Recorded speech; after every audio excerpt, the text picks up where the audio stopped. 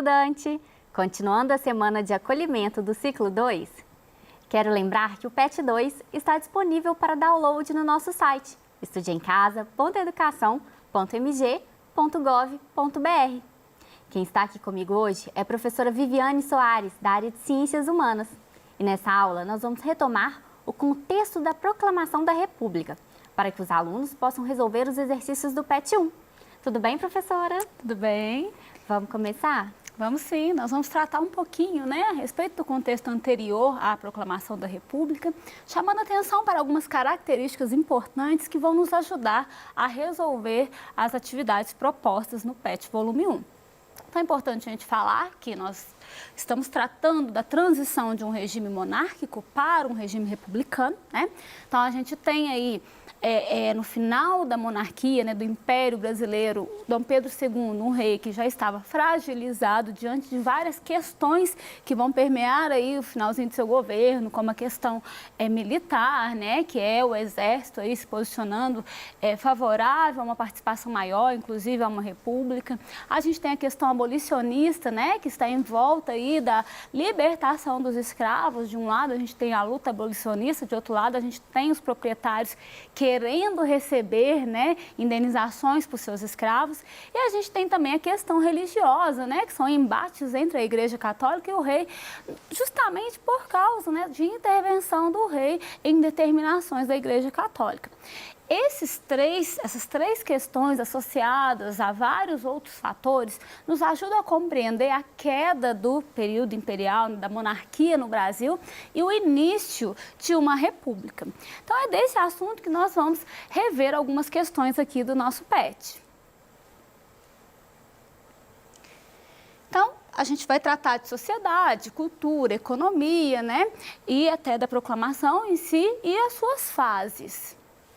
Então, a nossa primeira atividade, ela vai falar desse contexto anterior, à Proclamação da República, que vem tratando de algumas leis abolicionistas. Então, tinha um quadro aí que vocês precisavam preencher, Então, olha lá, a primeira lei é a Lei Eusébio de Queiroz, de 1850, Essa lei, ela existiu no Brasil, vamos dizer, ela surgiu devido às várias pressões que o Brasil sofria por parte da Inglaterra. A Inglaterra já tinha uma lei a respeito do tráfico de escravos, em que a Inglaterra dizia que se ela pegasse navios, ela confiscaria, navios brasileiros com escravos.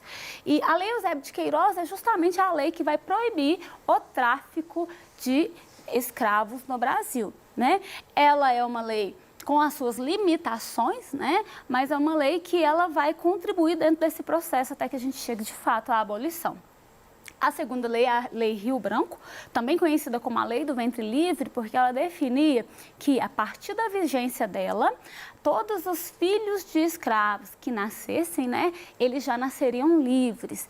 É uma lei que também tem suas grandes limitações, uma vez que a gente sabe que uma criança, um bebê livre, ele não é autônomo, Então, ela tinha alguns detalhes a mais, que a mãe teria a opção. Ou ela entregava a criança para a tutela do Estado, ou ela permanecia com essa criança na fazenda por um tempo e depois essa criança teria que trabalhar até os seus 18 anos, aproximadamente, para recompensar o período que ela viveu naquela fazenda, Então, é uma lei também muito limitada nesse sentido, porque as crianças ficavam com as mães e elas permaneciam depois na fazenda e iam trabalhar também, E a Lei Saraiva-Cotegipe, que é a lei dos sexagenários, que define aí que os escravos idosos seriam libertos. É uma questão também de limitação muito grande e uma discussão se essa lei era realmente favorável aos homens escravizados, ou aos seus senhores, uma vez que um escravo idoso, ele não tinha condição de trabalho nem de se manter sozinho. Então, era justamente no momento em que ele precisava permanecer naquela fazenda, naquele local, ele era mandado embora. E é importante também mencionar que era muito difícil, nas condições de trabalho da época, uma pessoa atingir aí, a idade de 60, 65 anos. Então, os que chegavam, já chegavam debilitados. Mas é importante a gente compreender essas leis como parte de um processo muito maior, que vai culminar com a abolição. A próxima pergunta para a gente é o que é o quilombo, Então, o quilombo, ele é visto como um refúgio, um local para onde tanto escravos fugitivos quanto escravos, né, pessoas libertas, mestiços pobres, né, onde eles se abrigavam, onde eles tentavam aí, né, fugir das perseguições que eram sofridas, principalmente os escravos que eram fugitivos, né. Então eles tinham ali uma organização, né, como uma comunidade em que eles tentavam aí se ajudar e manter-se livres aí da dominação. A segunda palavra é banzo. É uma palavra que se refere a uma nostalgia, uma tristeza profunda, que estava muito presente, né, nos africanos que foram trazidos para o Brasil, e é aquela sensação de saudade da sua terra, de desejo de voltar. Então, era uma nostalgia que muitas vezes levava até a morte, dependendo das situações, né? Que o escravo ele não tinha, a pessoa, né, escravizada, ela não tinha ali um estímulo para trabalhar, para viver. Essa é a referência aí ao banzo.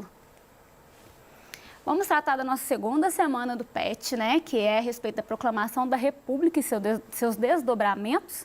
Nesse sentido, vai falar sobre a inserção dos negros na sociedade no período aí pós-abolição e tratar um pouco sobre a cultura afro-brasileira, né, a sua importância e como ela é um elemento muito forte de resistência, luta contra a discriminação. Então, atividade 1. A República é uma expressão abrangente e amplamente utilizada. Letra A. O que para você vem a ser a República? Escreva com suas palavras a respeito, né? A opinião. Então, você escreveria aí o que você acha, né? A República, eu acho que é uma coisa para todo mundo, né? É de todos. Pense aí, né? Você tinha que resolver essa questão com suas ideias, porque na questão seguinte, aí você poderia pesquisar, né? E tentar descobrir aí sobre a República mesmo, né? A palavra República, ela tem como significado coisa pública, né? Subentende aí a maior participação mesmo, né? A questão de ser algo para todos. Atividade 2. Depois de assistir um vídeo de animação sobre o Marechal Deodoro, registre em seu caderno os motivos que fizeram com que ele renunciasse ao cargo, né? Então, para a gente pensar na renúncia do Deodoro da Fonseca, ele foi o marechal que assumiu primeiro a independência. Ele era um homem com características monarquistas. Então, ele é um homem que tentou governar de uma maneira mais controladora, mais centralizadora. E ele não tinha muito apoio, né? Ele não teve apoio do Congresso, por exemplo. E aí, ele até manda fechar o Congresso. Então, ele é um presidente que ele vai sofrer oposição por suas medidas autoritárias, né? Inclusive, no contexto em que ele estava governando, a gente tem uma revolta, né? Que é a revolta da Armada. E aí, todos esses fatores vão fazer com que o Marechal Deodoro da Fonseca renuncie e que assuma, né, o Floriano Peixoto. Questão 3. Participação política é uma expressão extremamente abrangente, possuindo por isso inúmeros significados. Durante a Primeira República, a participação política dos brasileiros era reduzida, né, nas eleições. A Constituição de 1891 deixava muita gente de fora. Nessa época, somente 6% da população brasileira podia exercer o direito de voto. É até importante mencionar, Bruna, que quando a gente fala de exercício da cidadania nesse contexto, fala-se muito disso, né, que a cidadania, em vez de incluir as pessoas, ela excluía. Uma vez que era o menor grupo da população que tinha seus direitos, né? Então, era uma cidadania excludente, né? Então, vamos refletir sobre isso e responder as questões, né? Letra A. O que para você vem a ser a participação política? Escreva em seu caderno sua opinião a respeito. Então, tratar, né? Como é que a gente participa? O que é participar, né? Como melhor participar? Cabe aí mais reflexões.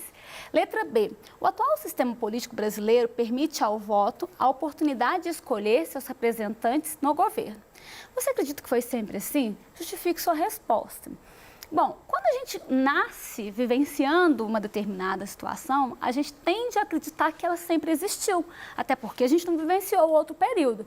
Mas basta uma pesquisa, uma pergunta em casa mesmo, para um avô, você vai entender um pouco mais sobre isso, né? Que nem sempre todos tiveram acesso ao voto. Que a gente tem um período, por exemplo, que mulheres não podiam votar, né? Que pobres não podiam votar. Que se a gente pensar aí, negros, indígenas... Foi uma então, conquista de direitos, não é, professora? É uma luta, né, a longo prazo aí, para que a gente tenha esses direitos conquistados, né? E é até importante a gente pensar como a gente deve valorizar, né? Sim, já que nós muito. chegamos nesse patamar de escolher, de poder votar e ajudar a decidir aí na mudança, né, dos rumos do nosso país. Então, a próxima questão, letra C. depois de ler sobre a Constituição de 1891, registre em seu caderno quem eram os brasileiros que tinham direito a votar nas eleições e que não podia votar, né? Então, quem podia votar? Era o homem branco, né, que tinha posses, que tinha aí maioridade.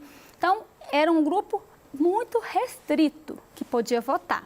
Agora, se a gente for falar quem não podia votar, é um grupo bem amplo, né? Aí a gente vai incluir, né, os negros, os indígenas, soldados de baixa patente, religiosos, né? A questão da mulher, a gente tem que ter um cuidado quando a gente fala de Constituição republicana. Por quê? No texto da Constituição não tinha nenhuma referência de que a mulher não podia votar, mas também não incluía ela no voto.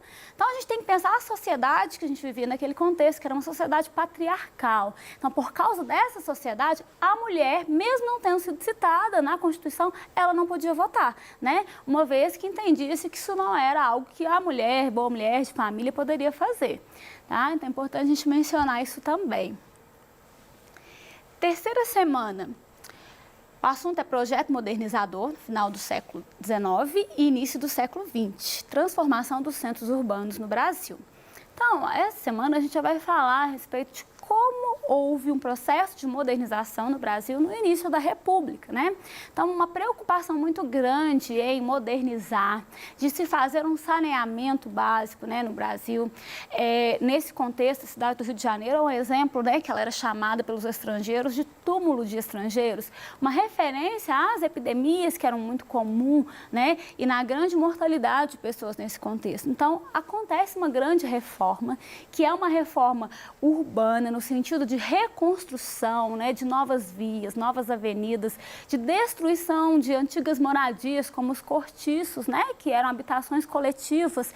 E a gente tem aí várias pessoas sendo marginalizadas, né, perdendo a sua residência aí nesse contexto, porque precisava limpar, embelezar a cidade, né, dar o título de cidade maravilhosa.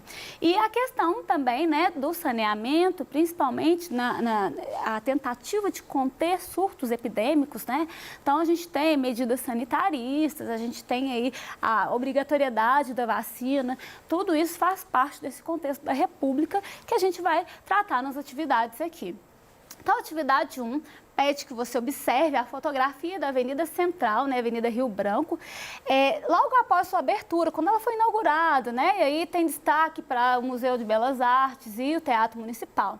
Ao fundo, a gente vê o Pão de Açúcar. É pedido que você faça uma pesquisa e registre as principais mudanças ocorridas no Rio de Janeiro, né, nas primeiras décadas do regime republicano.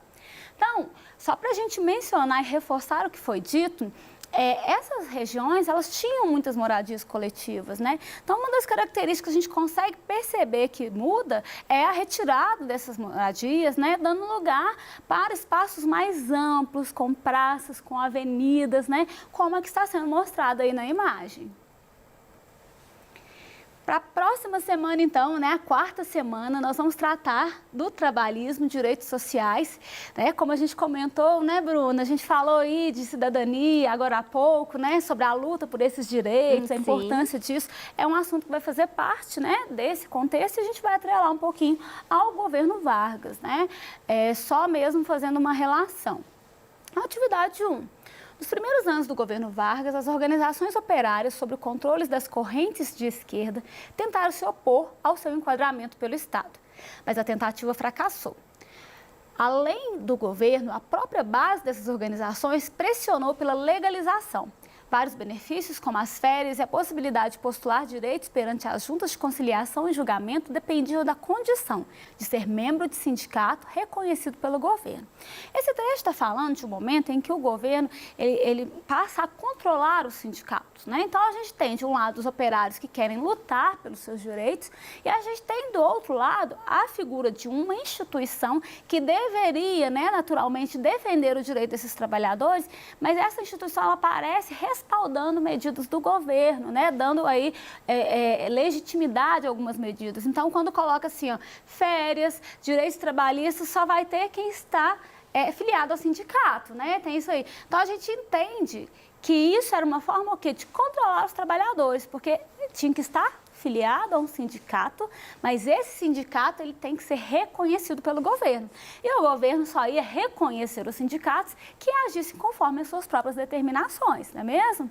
Então, a gente precisa marcar uma opção correta, né, para a seguinte questão. No contexto histórico retratado pelo texto, a relação entre governo e movimento sindical foi caracterizada, né, letra A, pelo reconhecimento de diferentes ideologias políticas, letra B, por um diálogo democraticamente constituído, letra C, pelas benesses sociais do getulismo, ou letra D, pela vinculação de direitos trabalhistas à tutela do Estado, né? Então, nós comentamos isso, como é que os sindicatos estavam vinculados ao Estado, né? Como é que os direitos trabalhistas tinham que ser respaldados por esse sindicato com essa vinculação. Então, a resposta nossa aqui é a letra D. A nossa última atividade aqui de hoje, né, ela vai trazer um resumo de tudo que foi visto na República Velha. Então, a gente tem vários conceitos e a gente precisa definir um pouco esses conceitos. Isso é muito importante como uma forma aí de consolidar tudo que foi visto. Eu vou citar alguns desses conceitos, né, para vocês relembrarem o que foi falado e eu espero que os outros, né, você consiga aí completar fazendo pesquisa. Então, o primeiro conceito nosso aqui é República Velha, né? É um período da República que vai desde a sua proclamação, né, até a chegada aí de Vargas no poder. Então, é desde 1891 até 1930. É esse período que a gente chama de República Velha, né? É uma referência quando inicia um novo momento da República com a chegada de Vargas. O segundo ponto para nós aqui é a República da Espada. Nos primeiros anos da República, os nossos dois governos, né, Marechal Deodoro da Fonseca e o Floriano Peixoto, eles eram militares. Então, quando a gente fala República da Espada, é uma referência a uma arma, né, típica do Exército. Então, os militares governando, República da Espada. Vou passar aqui para o coronelismo, que é um ponto importante que a gente falou também, porque ele está relacionado com o mandonismo e com o clientelismo, né? O coronelismo é quando a gente tem a influência de um coronel, né? Que, na verdade, esse coronel ele é um fazendeiro, né? E ele tem uma influência na região em que ele está inserido, determinando até mesmo as ações a serem seguidas pela população. Então, as práticas de mandonismo e clientelismo estão presentes, né? Quando esse coronel usa sua autoridade ou quando ele negocia, né? Ele dá um produto, ele dá um emprego, ele dá um remédio em troca de a pessoa fazer aquilo que ele estava determinando, certo? Então, pessoal, a gente tem mais algumas características, né, para a gente tratar aí, como o voto de cabresto, que também está relacionado ao coronelismo, né, que é o fato aí de ter o coronel conduzindo o eleitor, né, como se ele fosse um animal que não pensasse e iria fazer aquilo de acordo com a guia ali do coronel, também é importante para a gente tratar. O movimento operário, que é um movimento que vai se desenvolver a partir aí do crescimento da indústria e a busca pelos direitos desses trabalhadores, né? São pessoas que vão estar inseridas a um regime de trabalho que não lhes dão aí garantias essenciais ao trabalhador, como a segurança, os salários adequados, uma carga horária também que seja adequada para aquele trabalho, né? Então, é uma característica importante da Primeira República que nos ajuda a ver aí o crescimento que a gente tem até hoje nesse setor. Eu vou terminando por aqui, né? Espero que tenha ajudado vocês com essa revisão. Muito obrigada, Bruna. Obrigada a você pela aula, professora. Então, até a próxima. Na próxima oportunidade, nós vamos tratar do segundo volume do PET, né? Com teleaulas aí desse segundo volume. Até mais.